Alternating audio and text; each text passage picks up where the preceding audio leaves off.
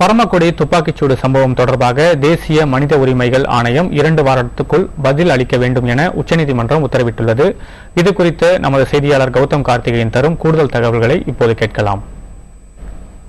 பரமக்குடி துப்பாக்கிச்சூடு சம்பவம் தொடர்பாக தேசிய மனித உரிமைகள் ஆணையமானது 2 வாரத்துக்குள் பதிலளிக்க வேண்டும் என்று உச்சநீதிமன்றம் உத்தரவிட்டிருக்கிறது. பரமக்குடி துப்பாக்கிச்சூடு சம்பவம் தொடர்பான வழக்கானது இன்று உச்சநீதிமன்ற நீதிபதிகள் அப்தாப் ஆலம், ரஞ்சனா பிரகாஷ் தேசா அடங்கிய அமர்வில் விசாரணைக்கு வந்தது.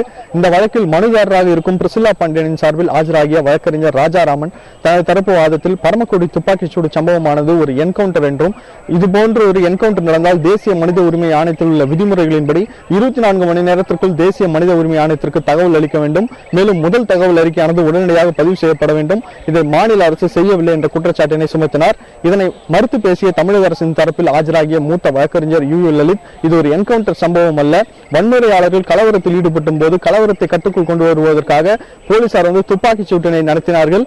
எக்ஸிகியூட்டிவ் மேஜிஸ்ட்ரேட்டின் உத்தரவுப்படிதான் இந்த துப்பாக்கிச் சூடு சம்பவமானது நடைபெற்றது. எனவே இதை என்கவுண்டருடன் ஒப்பிடக்கூடாது என்று தனது தரப்பு வாதத்தில் முன்வைத்திருந்தார்.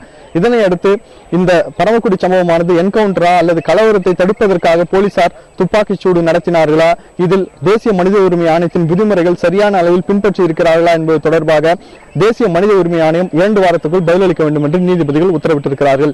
மீண்டும் 2 வாரத்திற்கு பிறகு இந்த வழக்கானது உச்சநீதிமன்றத்தில் விசாரணைக்கு வர இருக்கிறது. புதிய தலைமுறைக்காக உச்சநீதிமன்றத்திலிருந்து ஒளிப்பதிவாளர் பவனுடன் கௌதம் கார்த்திகேயன்.